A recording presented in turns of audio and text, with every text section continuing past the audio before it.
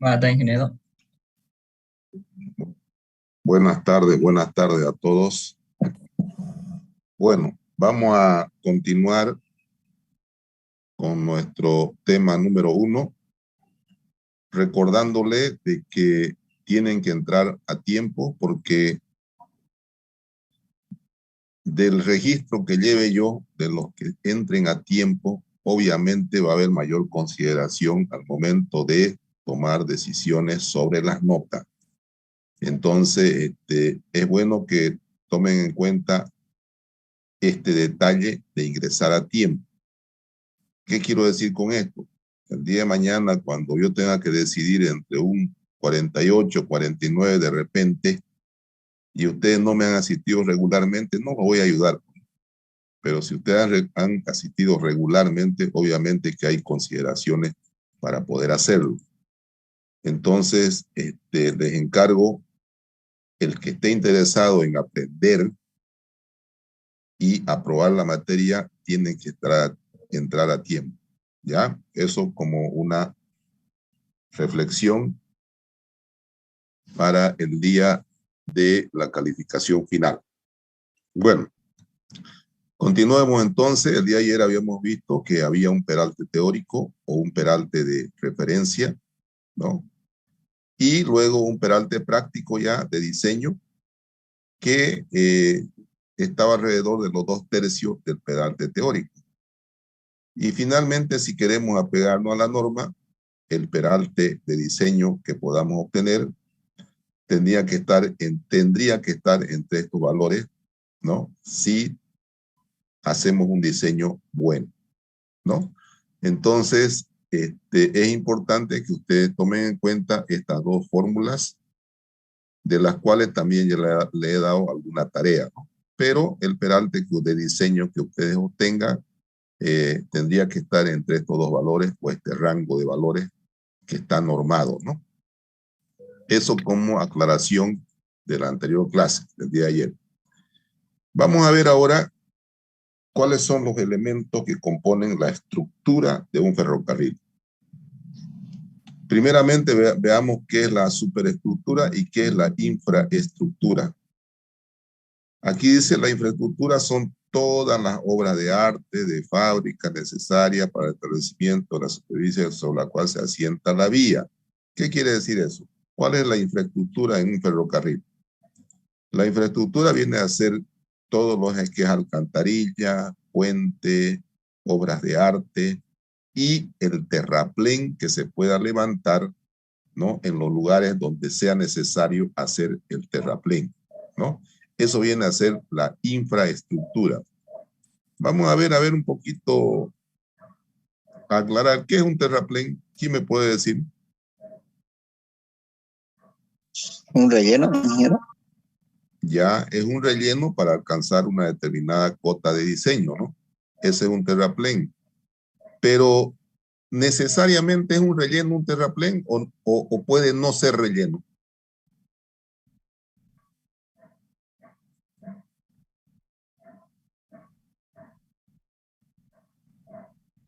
¿Quién me puede responder esa pregunta? ¿Un terraplén necesariamente es un tramo de relleno o puede ser un tramo que no sea relleno también? ¿Alguien me puede decir? Vamos a la pizarra, a ver. Puede y no puede ser, ingeniero, de relleno, dependiendo del corte que se haga. Así es. Esto es lo mismo que carretera. Terreno natural, ¿no? O subrasante, si es que se lo toma así. Este es un relleno para alcanzar un determinado terraplén, ¿no? Y aquí iría la vía, ¿no? Los dos rieles, ¿no? Entonces, esto es un terraplén. Todo esto es un terraplén. Cuando es relleno. Pero si tenemos un cerro,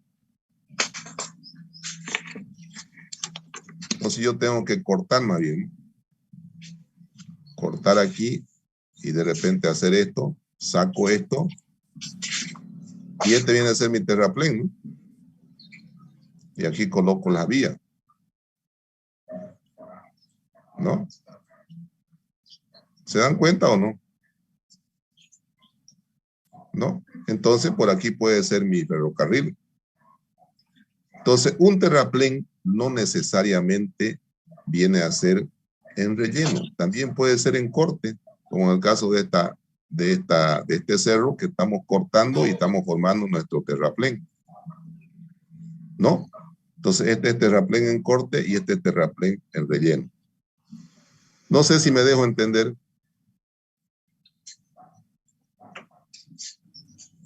¿Sí? ¿Se entendió? ¿O no? Ya, entonces esto viene a ser la infraestructura, el terraplén. Y encima de esto, bueno, el terraplén vendría a ser atacando, más o menos.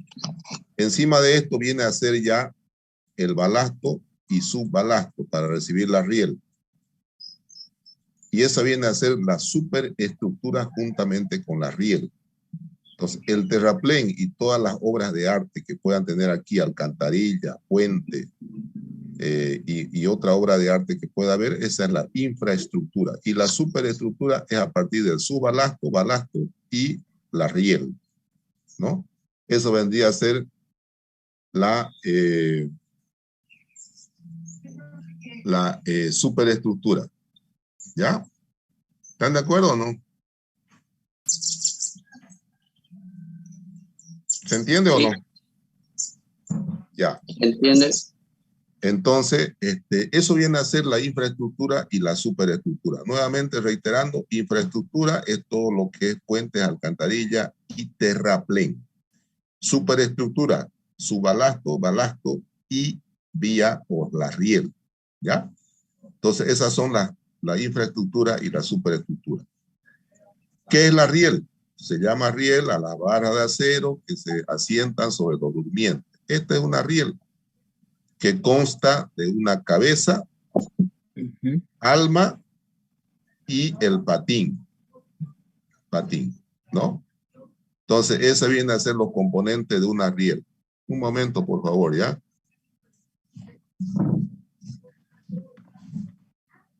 Vero.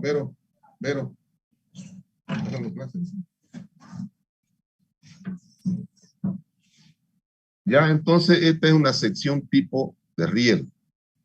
Sección tipo de la riel. La riel es de acero, con algunos componentes que vamos a ver más adelante, pero básicamente el gran porcentaje es acero, que tiene una cabeza por donde circula la rueda del tren, tiene un alma del perfil y tiene un patín se llama, ¿ya? Y tiene diferentes dimensiones de acuerdo a la estructura que uno elija, ¿no? Que es la cabeza, tiene una forma para que sobre ella se acomoden las ruedas. El alma del riel debe tener una altura en relación con el ancho del patín a fin de resistir lo mejor posible, resistir los esfuerzos transversales. Estos esfuerzos así, transversales, ¿no? Que no haya una deformación exagerada aquí en esta alma, ¿no? Porque también en el tren, así como hay esfuerzos verticales, también hay esfuerzos horizontales o transversales. Entonces, esos esfuerzos tienen que absorber el alma. Luego de la riel, ¿cómo se fija al durmiente? Vienen estos tirafondos, ¿no? Fijar los rieles al durmiente con esto. Fíjense las dimensiones. Esto está en milímetros. 166 milímetros, más o menos tiene 17 centímetros, ¿no? De longitud o de altura total estos tirafondos, que son los que fijan, aquí viene, en esta orilla, en esta parte del patín y en esta parte. Fijan el patín al durmiente, se fija mediante estos tirafondos, ¿no? Entonces eso hace que trabaje monolíticamente el riel, el tirafondo y el patín. Entre el tipo de sujeción, lo más comunes son las sujeciones rígidas, clásicas, clavos elásticos, sujeciones elásticas de lámina, grapa, sujeciones elásticas. Es decir, hay sujeciones rígidas y hay sujeciones elásticas. También hay clavos elásticos. Estos clavos de aquí también hay elásticos. Aquí en la cabeza tiene un comportamiento elástico, ¿no? Y también los rígidos, que son los metálicos. Entonces, hay diferentes tipos de material para tener la sujeción del patín al durmiente. Bueno, eso sería la fijación del patín al durmiente. Juntas. Las juntas, ¿cuáles vendrían a ser las juntas? ¿Quién me puede decir?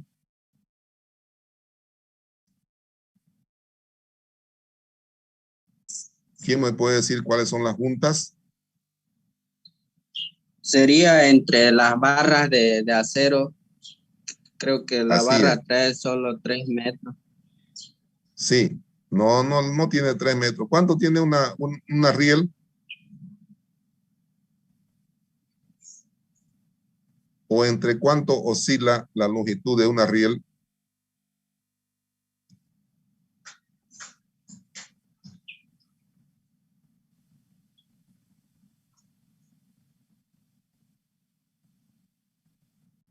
Ya, se lo digo, pero después ustedes van a tener que investigar también.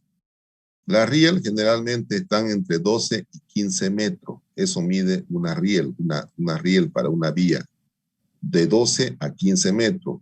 Y entre ellas, obviamente, para ligar o para unir una con otra, se tiene que utilizar unos aparatos llamados bridas. ¿Qué son las bridas? Son dos planchas laterales que unen dos riel. Y al unir dos riel, no se deja cero espacio entre ellos, sino se deja un espacio entre ellos. ¿Para qué es eso? ¿Quién me puede decir? Por la dilatación del acero se deja el Ya, espacio. se deja ese espacio. ¿Por qué? Porque en época de frío, la riel, que es un material de acero, se contrae. Entonces sufre una deformación, se achica, se hace más corto. Y en época de calor, la riel se dilata, se hace más grande, aumenta su longitud. Entonces, por eso se le da esa holgura entre riel que se llama junta. Pero no es que estén no están sin unirse, pero están alineadas con un elemento de sujeción que se llama bridas, dos perfiles laterales a un lado y al otro, que tiene en su anclaje, tiene un juego para que dé paso al movimiento de la junta por dilatación. O sea, no están fijas, sino que ese dispositivo tiene holguras de movimiento para que la riel, cuando se caliente, tienda a dilatarse y cuando se enfría, tiende a contraerse. Entonces, tenga ese movimiento. Ese espacio entre dos rieles se llama junta. ¿Dónde se coloca preferentemente la junta? Al medio entre dos durmientes. Es decir, preferentemente la junta tiene que estar o caer al medio de entre dos durmientes. ¿Para qué? Para que la distribución de la carga al momento de la rueda que pase por ahí sea uniforme hacia los dos durmientes. Tiene que estar a la mitad. ¿Qué quiero decir con esto? A ver. Preferentemente, si tenemos dos elementos de rieles, aquí hay una holgura. Voy a exagerar.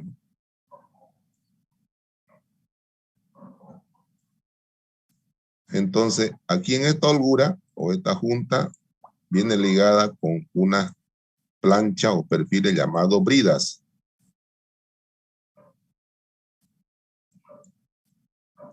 A este lado y al otro lado, ¿no? Y esto tiene un elemento de sujeción, unos pernitos que atraviesan los rieles que tiene capacidad de mover. Tiene una holgura de movimiento. ¿Para qué? Para que esta junta se contraiga o se dilate. Esto tendría que estar entre dos durmientes, más o menos si los durmientes vienen así, en sección transversal. Estas juntas, preferentemente durante la etapa de construcción, si estos son los durmientes, tendría que estar a la mitad de este espacio. ¿Se entiende?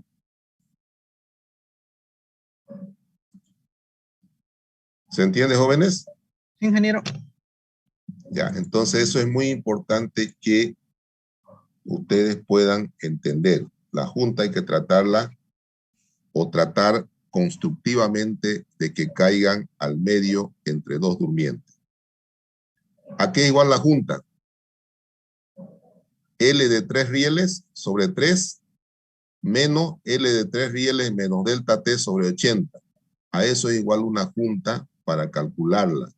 Esto es para elementos de sujeción que sean elásticos, es decir, aquellos que acompañen el movimiento de la deformación de todo el sistema de la riel. En otras palabras, para elementos de sujeciones óptimos, es esta fórmula de espacio de la junta. Y esto es para elementos de sujeciones rígidos, o en otras palabras, sujeciones más de menor calidad. Estos son sujeciones de mayor calidad y estos son elementos de sujeciones de menor calidad. Entonces tenemos las dos alternativas para calcular la junta o el espacio entre dos rieles. L2 rieles viene a ser longitud de 2 rieles, L3 rieles, longitud de 3 rieles, delta T, variación de temperatura. ¿Qué variación de temperatura es esta? Es aquella que se encuentra representativa durante un año. ¿Qué quiere decir eso? Que durante el año se han dado temperaturas bajas, se han dado temperaturas altas, temperaturas medias. Entonces, una temperatura estadísticamente representativa de ese año viene aquí a colocarse en delta T. La variación de temperatura. No es nomás la más alta menos la más baja, digamos. No.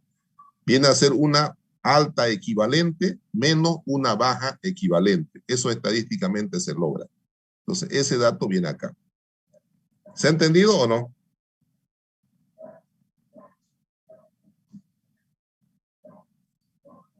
Ingeniero, en la longitud de rieles adoptaríamos lo que usted dijo, 12 metros. Así es. 12 o 15 metros. Una de las dos. ¿Ya? De acuerdo que yo le diga, la riel tiene 12 metros o la riel tiene 15 metros. Y dicho sea de paso, ustedes, para engrosar su práctico, por favor, averigüen longitud de riel y longitud de junta de los rieles aquí en Santa Cruz. Ya, se van ahí a la terminal y averiguan qué abertura tienen las juntas y qué longitud tienen los rieles. Además, la separación de durmientes y qué dimensiones tienen los durmientes también. Ya le dije las dimensiones de la riel, ¿no? Ya le di ayer que averiguo. Ahora se van, averiguan longitud de riel, longitud de junta, espacio entre durmientes y dimensiones de durmientes. ¿Está claro? Ingeniero, para hacer eso nos piden una carta firmada por el decano. Ya, yo se la hago firmar el día lunes a primera hora. Gracias, ingeniero. Y es más, me voy a comunicar con ellos. Ya me han dado el nombre de ahí de los gerentes. Me voy a comunicar con ellos y que le den acceso. No es necesario también que vayan de repente a la terminal. ¿Por qué no van aquí a los pasos, digamos, de Guaracachi? Ahí hay espacios libres, ¿no? Ahí pueden ir también a hacer su relevamiento. Pero si necesitan esa carta, la hacemos el lunes a primera hora. ¿Ya? Gracias, ingeniero. Ya, y ustedes ahí van a poder corroborar esto. Entonces, longitud de 2 rieles, longitud de 3 rieles, variación de temperatura, ya le he dicho que es la variación anual. No la más alta menos la más baja, no, la más alta representativa de todo el año menos la más baja representativa de todo el año. Eso ustedes saben que se calcula estadísticamente. ¿Está claro?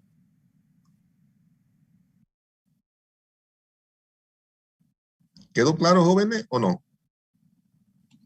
Sí, Ingeniero. Ya. Y la J o la holgura viene en milímetros. Una vez calculado esto, ustedes esto lo sacan en milímetros. O sea, directamente ya viene en milímetros. Estas fórmulas están hechas para que vengan en milímetros con la aplicación del delta T. Directamente le sale en milímetros.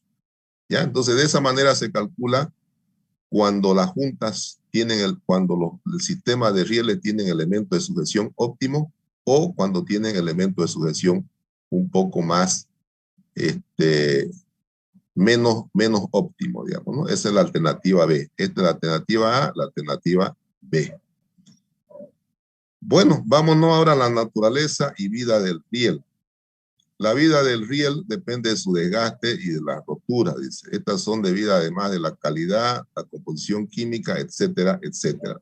El desgaste es uno de los motivos más importantes para hacer el cambio de una riel. Generalmente, ¿dónde se dan los mayores desgastes? ¿Quién me puede decir? Por intuición lógica.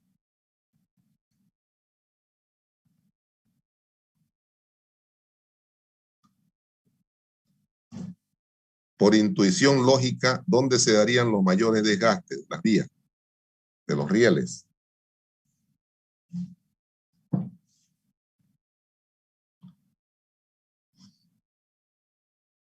En las curvas, ¿no?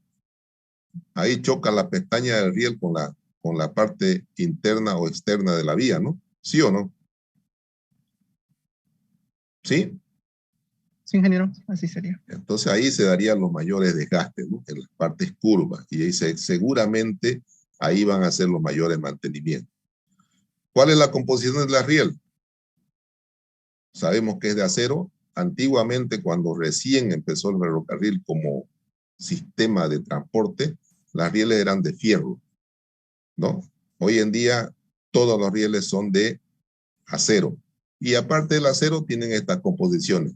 Las rieles fabricadas en Europa, por ejemplo, tienen esta composición de carbono, manganeso, silicio, fósforo y azufre, ¿no? Esto viene en porcentaje, ¿no? Que son bajos, pero tienen composición de estos tipos de minerales. Y los fabricados en América tienen esta composición de los mismos componentes, ¿no? Entonces, tanto para los rieles fabricados en Europa como para los rieles fabricados en América. Vámonos a los durmientes. Los durmientes pueden ser de madera, pueden ser de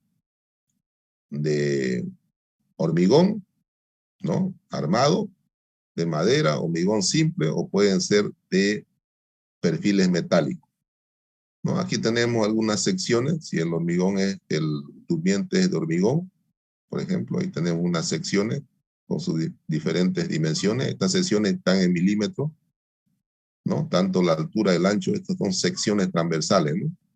Y la longitud, ustedes saben, está en función de la trocha, ¿no? Si la trocha es de 1 metro, seguramente los durmientes serán de 1,50. Y si son de 1,50, seguramente los durmientes serán de 2 metros, ¿no? Aquí nos describe simplemente las secciones transversales. De esta manera se fija una riel al durmiente. Aquí están los tirafondos que habíamos llevado anteriormente, ¿no? Están en la parte externa de la riel, del patín, se une a los durmientes.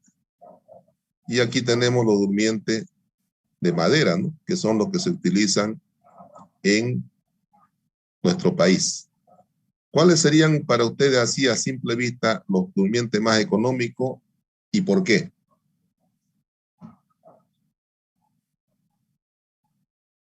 Los de hormigón prefabricado podrían ser, ¿Por qué?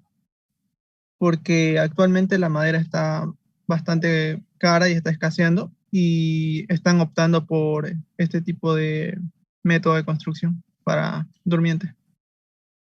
Una de las razones es esa, pero transportar durmiente de hormigón, pesado, ¿no? 2.400, 2.500 kilos por metro cúbico.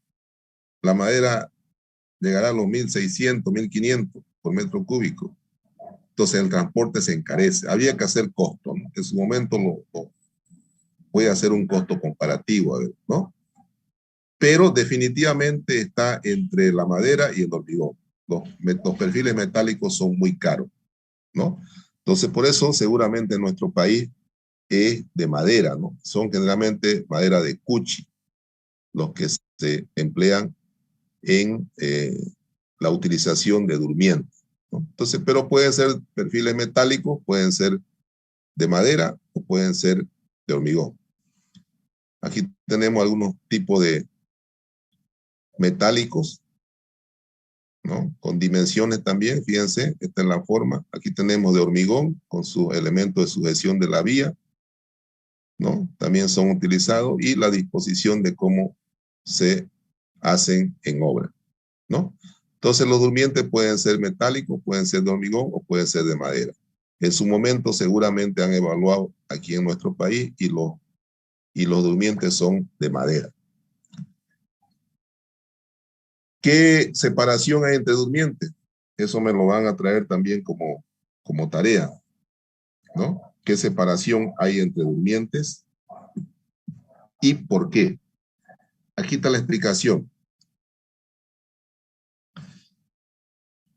Miren la disposición del bulbo de presiones, ¿no? Entonces no debe estar separado, cuando llegamos al balasto, no debe estar separado esta línea aquí y esta otra aquí, separadas, sino tiene que haber una superposición para que sea un efecto continuo sobre el balasto. Estos son el bulbo de presiones, ¿no?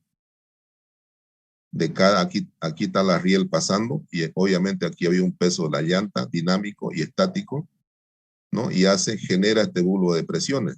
Entonces tienen que interceptarse estos bulbos de presiones para que la presión general sea una sola sobre el balasto, ¿no? Entonces por eso se pone a determinada distancia de tal manera de garantizar que se intercepten esos bulbos de presiones, ¿no? Generalmente la distancia de eje a eje de un durmiente se pone más o menos de acuerdo a los diseños, pues, ¿no? Y en la trocha 70, 80 centímetros de eje a eje, ¿no? Entonces el espacio libre ya se saca en función de las dimensiones de la sección del durmiente, ¿no? Pero el concepto estructural es que se intercepten los bulbos de presiones de tal manera que hay una presión uniforme sobre la capa de balasto. ¿Qué granulometría tiene el balasto? Aquí están sus límites de las curvas granulométricas, están el tamaño del material utilizado para balasto y los porcentajes que deben pasar para ese tamaño. Gradación máxima y mínima de balasto para tipo de suelo arenoso, ¿no? Gravoso, ¿no? Esta es la curva inferior, esta es la curva superior y aquí tiene que estar, dentro de esta curva tiene que estar el material que utilicemos. Gradación máxima y mínima para balasto para tipo de suelo arenoso. La superior, la inferior y dentro de las dos tiene que estar la curva granulométrica de nuestro material que utilicemos. Y la gradación para tipo de suelo limoso, ¿no? La superior, la inferior y dentro de ella tiene que estar nuestra granulometría. ¿Está claro hasta ahí, jóvenes, o no?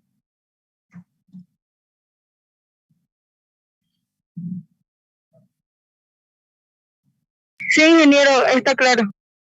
Bueno. Plataforma. La plataforma la constituye en realidad tanto la superestructura como la infraestructura que es la subrasante en este caso, ¿no? Fíjense, aquí solamente muestra el balasto, pero puede ser balasto y subbalasto, que si hacemos la analogía con material de carretera, viene a ser la subbase y la capa base, ¿no?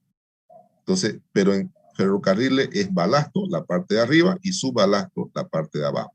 Aquí nos muestra solamente un balasto, también que puede ser solamente balasto si nuestro material de asiento o nuestra plataforma, nuestra subrasante, tiene un buen CBR. No hace falta el subbalasto, hace falta el balasto. ¿Quién me puede decir cuál es el material más importante al momento de diseñar esta estructura para un ferrocarril? ¿Quién me puede decir? ¿Será la subrasante? ¿Será el subbalasto? ¿O será el balasto el material más importante al momento de diseñar una estructura para ferrocarril? ¿Quién me puede decir?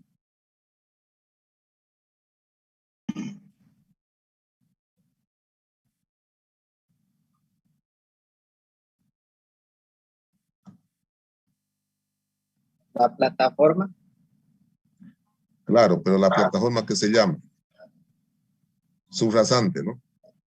Subrasante. Así como en pavimentos, y esto no se olviden nunca, el material más importante a evaluar, reevaluar, validar es la subrasante. ¿Por qué? Porque esto puede tener un CBR de 80 para arriba, pero si esta subrasante tiene un CBR de 5, ¿qué pasa? No sirve, ¿no? ¿Sí o no?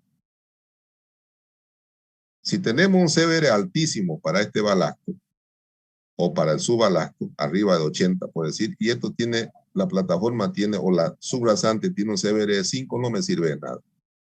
tengo que modificar o hacer cambio de material de esta plataforma o subrasante para llegar a tener un CBR de tal manera que me garantice que los esfuerzos que lleguen a ella sean resistidos por esa plataforma.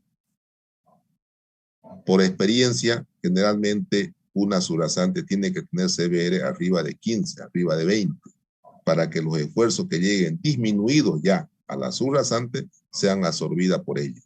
Pero una subrasante de 5 de CBR es una subrasante muy mala.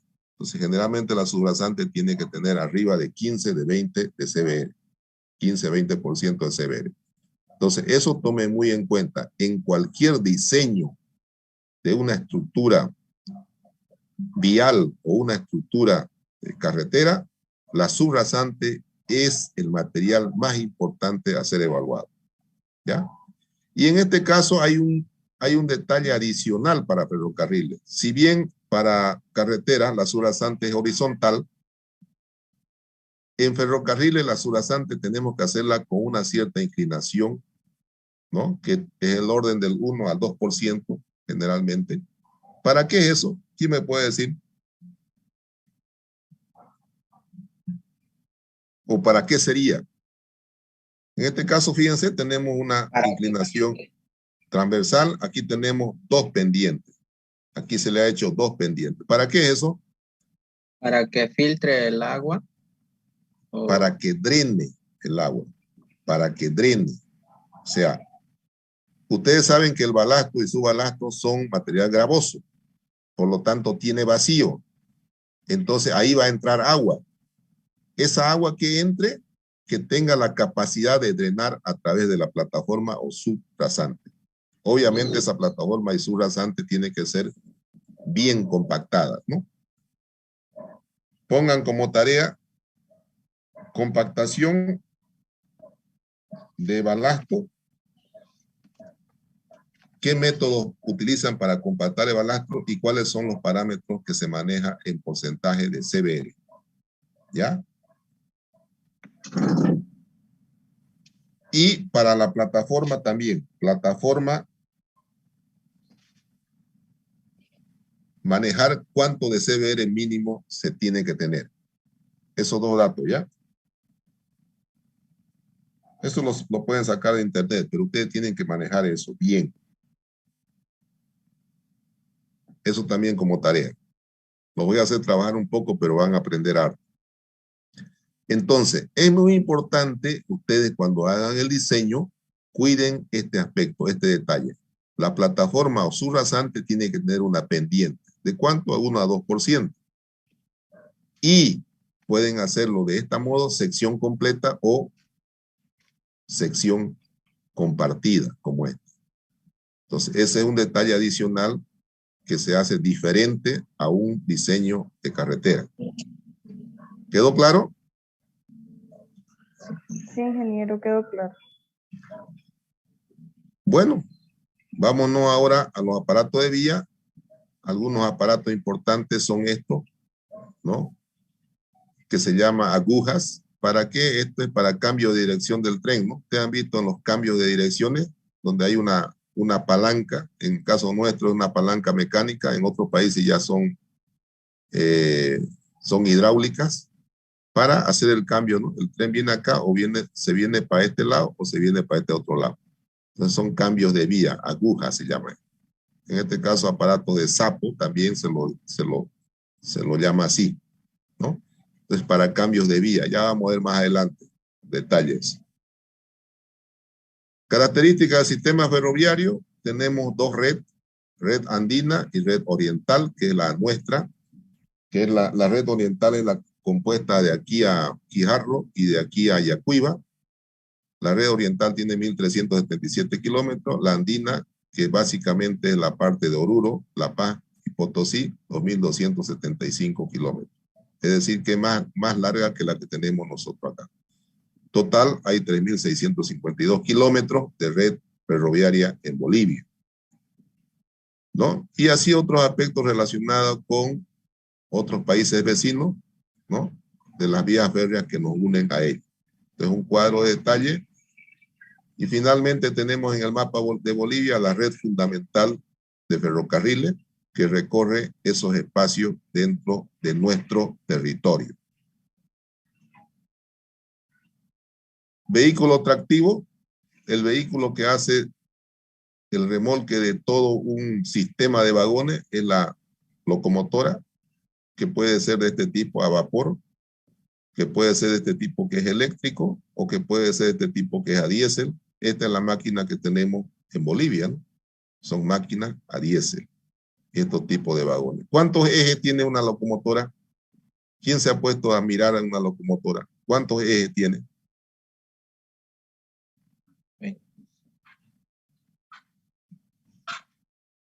A veces no somos perceptivos, ¿no? O sea, no le damos atención a las cosas, pero si ustedes se ponen a percibir una locomotora, la que tenemos en Bolivia tiene 6 ejes. 3 ejes delanteros y 3 ejes traseros. ¿Y los vagones o coches cuántos ejes tiene? 4. 2 delanteros y 2 traseros. ¿Cuánto pesa aproximadamente una locomotora de la que tenemos acá? ¿Quién lanza un dato? A ver. ¿Más de 10 toneladas? Lejísimo. Mucho más.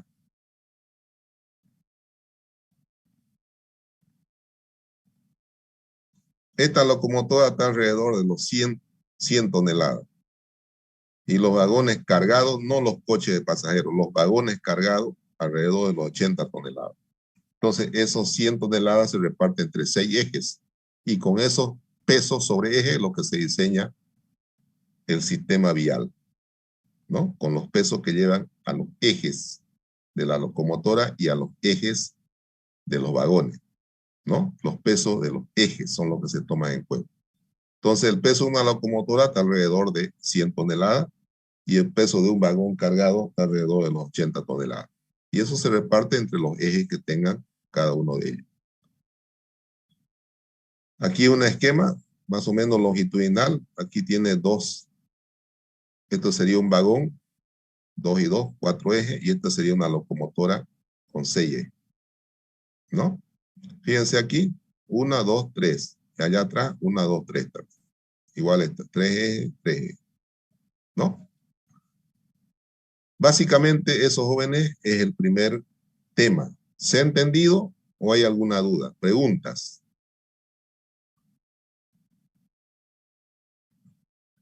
¿Quedó claro? Ingeniero, una pregunta. Sí. Estaba escuchando sobre un proyecto que es la integración de la red andina con la red oriental. ¿Usted qué sabe de eso más o menos? En realidad,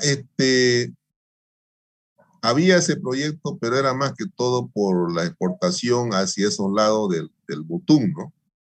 Ustedes saben que la exploración y la explotación del Butún va a generar muchísimo movimiento económico. Entonces se planteaba hacer básicamente por esa conexión. Pero como el Butún tiene un acceso a una vía acuática por el lado de Puerto Suárez, se está pensando que la exportación sea esa vía directo hacia Paraguay y de Paraguay, bueno, hacia los otros destinos, digamos, ¿no?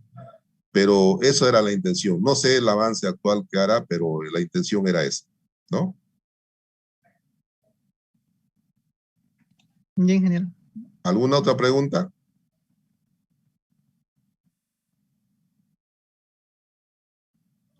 Porque aquí, fíjense en el mapa, fácil es unir, ¿no? Por Cochabamba o parte de Chuquisaca, unir a la red de Santa Cruz o del Oriente, ¿no?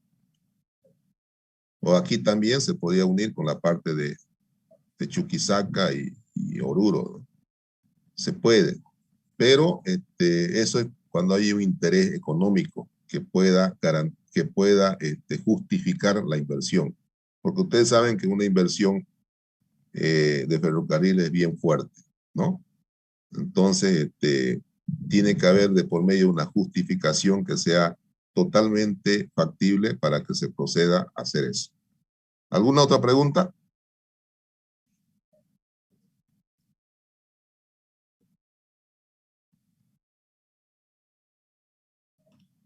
Bueno, le complemento entonces. Yo hasta el día de mañana le voy a hacer llegar como parte de este primer tema, del práctico del primer tema, le voy a hacer llegar 2 ejercicios de cálculo de altura de peralte, ¿no? 2 ejercicios de cálculo de altura de peralte y 2 ejercicios de cálculo de juntas. ¿Está bien? Entonces van a tener 4 ejercicios para que ustedes puedan hacer también para este práctico del tema 1. ¿Está claro, jóvenes?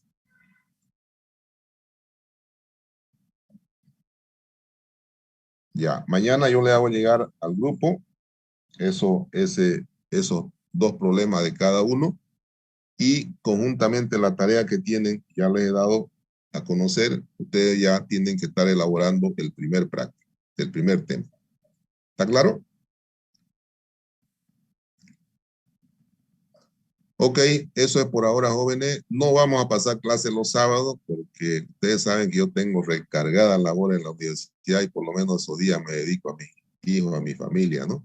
Así que los sábados no, solamente de lunes a viernes, ¿ya? Nos vemos el día lunes y vayan haciendo su práctico. Mañana, máximo mañana, le hago llegar yo los ejercicios para que lo vayan completando el primer práctico. ¿Está bien?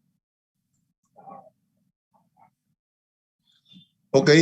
Eso era todo por hoy, jóvenes. El día lunes arrancamos con el tema 2, que es sumamente importante. El tema 2 y el tema 5 no se lo pierdan. Son dimensionamientos y consideraciones de dimensionamiento de ferrocarril. Así que no se pierdan el tema 2. Es muy lindo, es muy interesante, ¿ya? Nos vemos el día lunes, jóvenes. Bendiciones para todos y hasta luego, ¿ya? Hasta luego, ingeniero. Hasta luego, ingeniero.